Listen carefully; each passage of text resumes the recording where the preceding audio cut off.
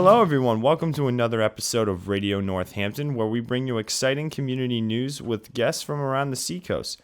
My name is John Simmons, and today we're going to shake things up a little bit by having a call-in guest with us. He is a former Northampton resident who is now mayor of Bonita Springs, Florida, and who also happens to be my uncle, Peter Simmons. Uncle Ricky, it's good to have you on with us today. Very great to be with you, Johnny. How are you? I'm doing great. So, Uncle Ricky, you grew up here in Northampton, but you've obviously got a big change of scenery by moving to Bonita Springs. What's life like down there?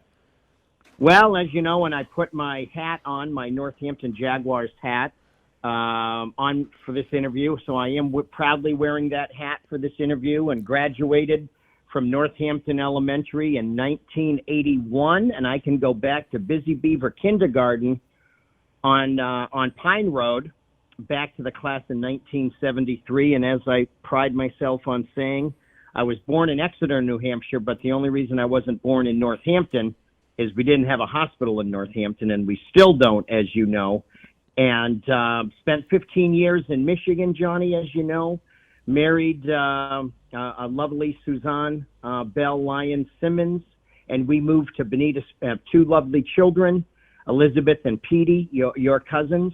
And we moved to Bonita Springs, Florida in 2009, and subsequently I got involved with the city council in 2012 and ran for mayor in 2016. That's awesome. So, obviously, when you move down to Bonita Springs, a lot changes in terms of weather and people and stuff like that. One of the biggest changes that obviously you've got to deal with now that you live in sunny Florida is hurricanes. Now, up here in New Hampshire, we don't experience hurricanes in the same magnitude that you guys do, but it still kind of affects us a little bit occasionally. So, how does that affect daily life down in Florida, and what do people have to do when they have to live in the shadow of hurricanes? Well, in New Hampshire, as you know, Johnny, we'd call those nor'easters, right? Those would be the nor'easter storms, which would be, as best I can tell, and there may be another term for it, the most similar weather patterns as what a hurricane would be down in Florida. But of course, with Florida being a peninsula and the hurricanes moving very, very rapidly, in 2 years ago for Hurricane Irma, when Irma struck, we were very, very lucky in that Irma held on to Cuba 90 miles longer than anybody had expected it to. So what that meant is when it peeled away from Cuba, it had a lot less time before it made landfall, which in our case was Marco Island, Florida, 2 towns south of us, and then the Hurricane Irma came through Naples and then hit us in Bonita Springs, and Bonita Springs, at the end of the day, was the third hardest hit in the state of Florida, number 1 being the Florida Keys, number 2 being Everglades City, and number 3 being Bonita Springs. That's crazy. So what do people do to prepare for something like this? Because a lot of times they can just be extremely powerful, and there's little to nothing that people can do to prevent a lot of damage from happening. Sure. I mean, obviously, a lot of people evacuate. For those that evacuate or not, you know, there's hurricane-resistant glass. Certainly, the home that we live in, for example, that you've been to, has hurricane-resistant glass, but it would have been from the standards back when this home was built in the late 1980s. So certainly the glass has improved. The strength there for standards now has improved, and there are upgraded glass that you can get. There are certainly storm windows and shutters and units that cover up your sliding glass doors out by your pool.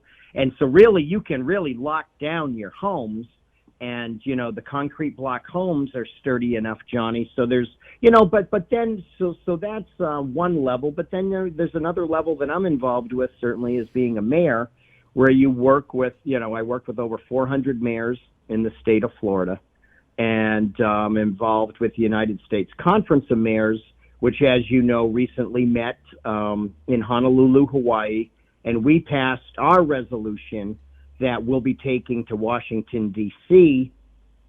In September next month, I'm working with Mayor Kevin Ruane from Sanibel, who incidentally next week will become the president of the Florida League of Mayors, and he's a dear friend of mine, and we've been working hard together on another level in terms of preparedness and water storage and water flow and water drainage and all things water to get more water to Florida Bay on the very southern tip of Florida. Ultimately is where the water used to flow. And we're elevating Old 41 to allow more water. We're working with Lake Okeechobee and getting the water that comes into Lake Okeechobee not only cleaner, but regulating the water levels. Because one thing, a little bit of a misnomer, is 2 weeks before Hurricane Irma struck, we were flooded in Bonita Springs because of excessive rain, because we get rain from literally two-thirds of the state of Florida. Just south of Orlando, the water starts to flow in the Kissimmee River, and it goes down to Lake Okeechobee. About a third of the water goes east over to the Atlantic Ocean, and about two-thirds of the water comes down the Caloosahatchee River to the Gulf of Mexico and ultimately to Bonita Springs. So, it's one of these things where water doesn't know any boundaries, as I like to say. It doesn't know any county lines, and it doesn't know any legislative districts. It just knows that it wants to get to the Gulf of Mexico via the lowest point. So we're dealing with water from around the state of Florida, not just water and drainage issues from Bonita Springs, but we are right now in an amazing position where I'm very optimistic, Johnny, about this. You have a president in the White House that is committed to Florida Everglades restoration. You have a United States House of Representatives that has set aside several hundreds of millions of dollars in their budget for Florida Everglades restoration, which is now in the United States Senate, I might add. So we'll see what version the United States Senate comes back with, which will coincide with our visit to Washington, D.C. to meet with Senate leaders and House leaders. And I'm not sure if we'll be seen at the White House, but I'm sure we'll make overtures to the White House. And House Resolution 60, which continues to see the funding through, Johnny, because you have a governor. In addition to that, in Washington, you have a Florida governor in Ron DeSantis, who I proudly claim is a fellow Teddy Roosevelt Republican, conservationist Republican, committed to Florida Everglades restoration, a Florida State Senate committed to Everglades restoration, a Florida House of Representatives committed to Florida Everglades restoration and hurricane preparedness, and over 400 mayors. So it all fits into a bigger puzzle on that end, Johnny. That's awesome, Uncle Ricky. Well, we're going to take a quick break. It sounds like we've got a lot more to talk about, and we'll be back with more right after this.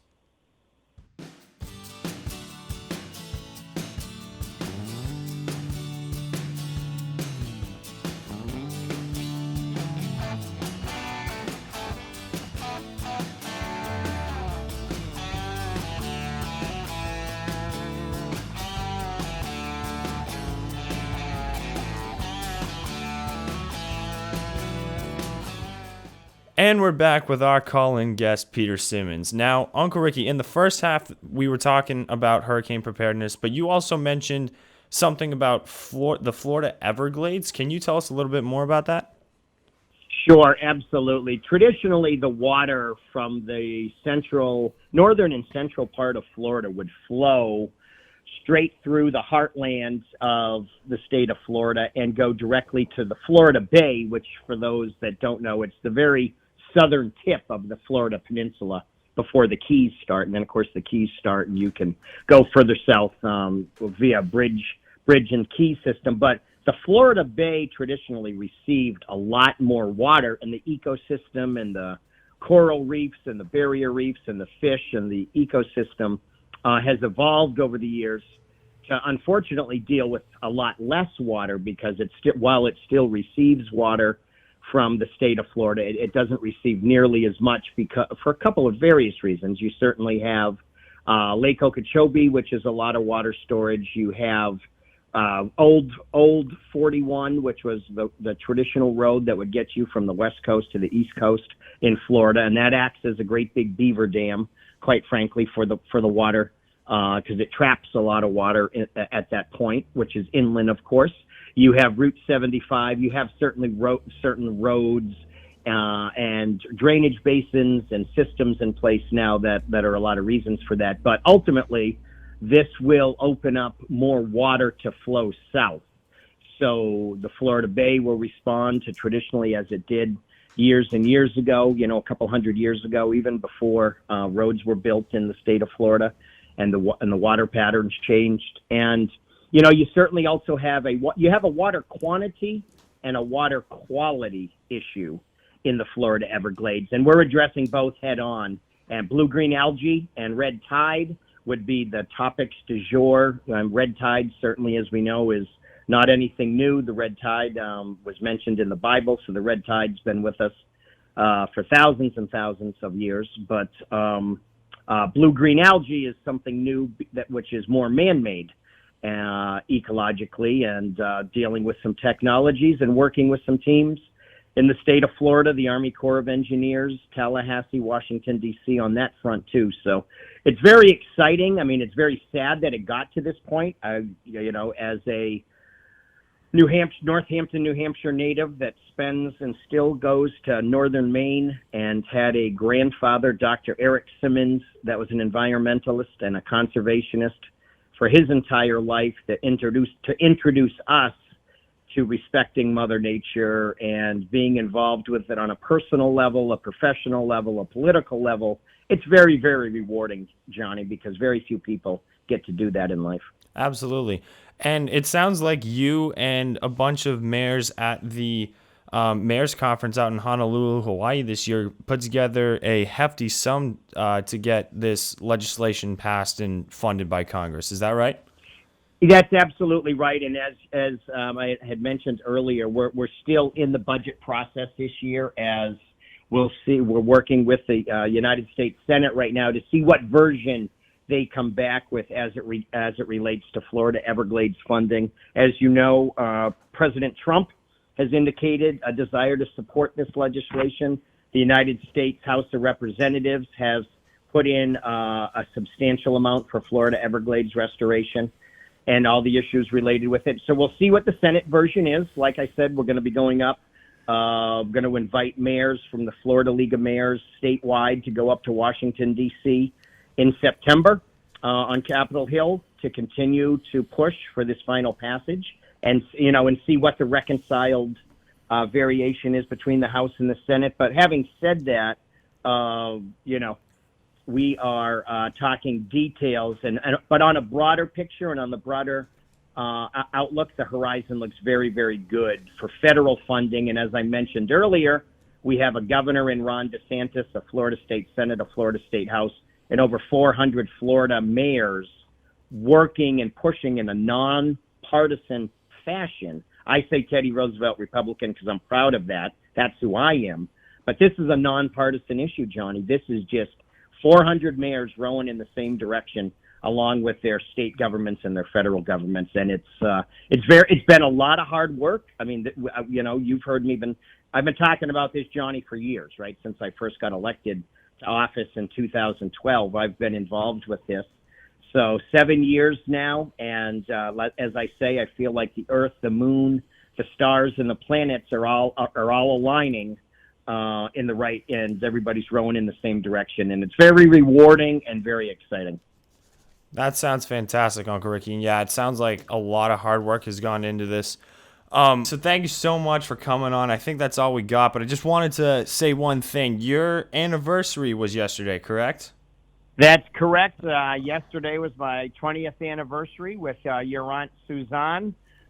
Suzanne Bell Lyon Simmons and I were married August 7th, 1999 in Ann Arbor, Michigan at the First Congregational Church of Ann Arbor, and we are truly blessed to have your cousins, Elizabeth and Petey, and we're a blessed family. Thank you, Johnny. That's awesome. I'm glad you guys have been committed to each other that long. It's certainly something that's rare these days. Well, thank you, Uncle Ricky, so much for coming on. Maybe we'll have you back on in the future at some point. Absolutely, and August 7th, like I say, the days between, and it's been a wonderful 20 years. We're truly, truly blessed. That's great, Uncle Ricky. Well, thank you so much. We're going to take a quick break on the show here, and we'll be back with more in just a moment.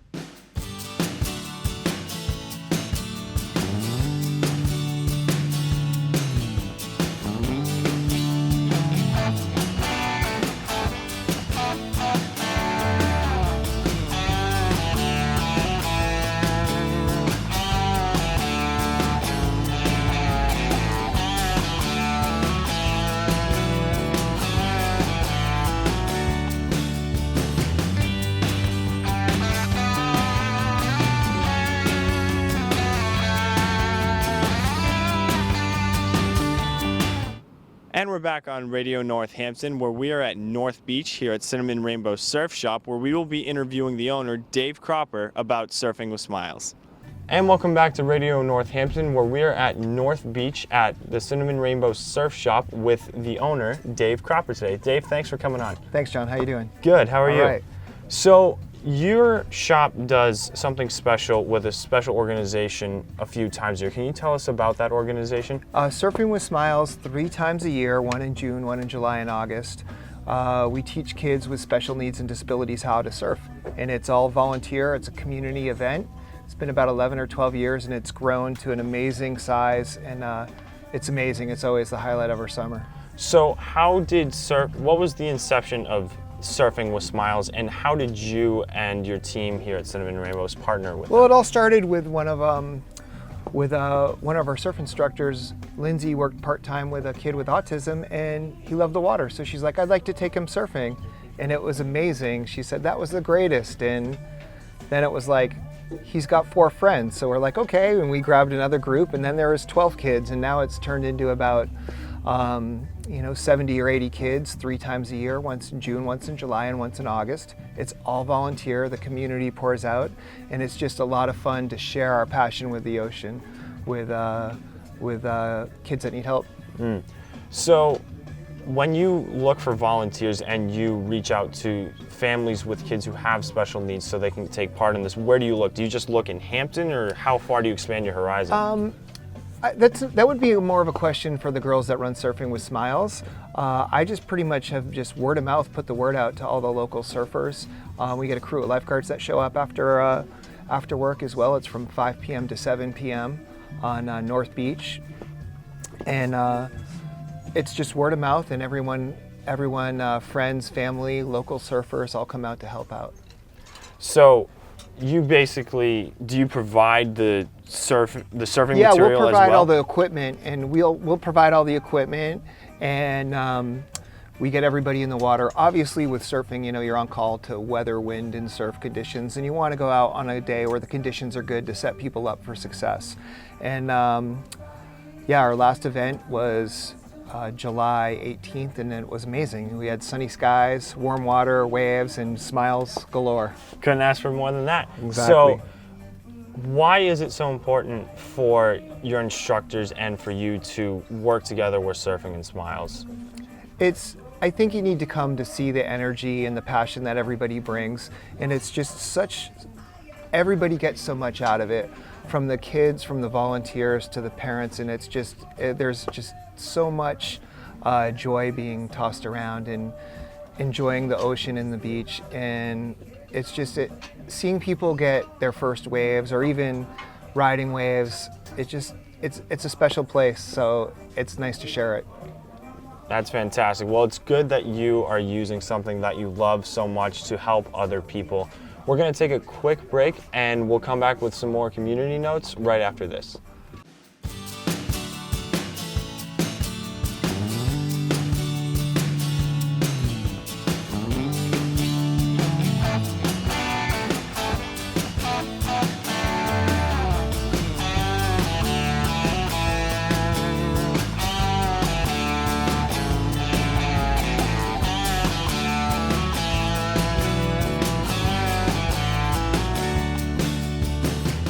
And we're back with our guest today, owner of Cinnamon Rainbow Surf Shop, Dave Cropper. Dave, this shop has been a centerpiece for the New England surfing community for a long time. Can you tell us how you got into the Cinnamon Rainbows business and how you Sure. came to own it? So I was a local kid who grew up on the beach here. My daughter's actually 5th generation in our house up the street. And when I was surfing, there weren't any surf shops in the area. A guy named Todd Walker, who had started Cinnamon Rainbows on Cape Cod, I believe in 1979, opened a satellite shop up here in, I believe, 83. The Valhulis were working there, and then Nick Valhuli was kind enough to recommend me when he went off to school. And I started working at the shop in high school and was able to take the shop over in 89, which was a dream come true, and have been running it ever since. It's a small family business. I feel that's, part of the community, and I've been doing it. It's pretty much all I've ever done. My wife's been on board with me running the shop since 1996, and we've been here for a number of years, and look forward to being here for a number of years to come. We love what we do. That's important in any job that you have. How did the name of the shop come about? Because Cinnamon Rainbows is kind of unique and not your run-of-the-mill name for a store. And it's a funny story about that too. I guess when Todd was going to start the shop, he had some friends over for dinner, and he's like, I'm going to open a surf shop, and he had sort of a generic name or something, and they were like, you should maybe name it something a little bit more personable. So he goes, I could always name it after my favorite surf spot, Cinnamon Rainbows, which was a surf spot in the Caribbean. They didn't want to give away where it was, so they'd say a secret spot in the Caribbean, Cinnamon Rainbows. It's actually Apple Bay and Tortola. Back in 1978, Surfer Magazine ran an article, and they had photos of it, and they said a secret spot in the Caribbean, Cinnamon Rainbows. That's awesome. That's a unique story, and it's always kind of cool to hear how names of businesses come about like that. So you said that this is a family business, right? Is Correct. your wife still on board with you working here? Yep, we've been on board, and my daughter's 14, and we're starting to groom her. Fantastic. Well, Dave, that's all we've got for today. I just want to thank you for coming on. We will be back with some closing thoughts here on Radio Northampton right after this.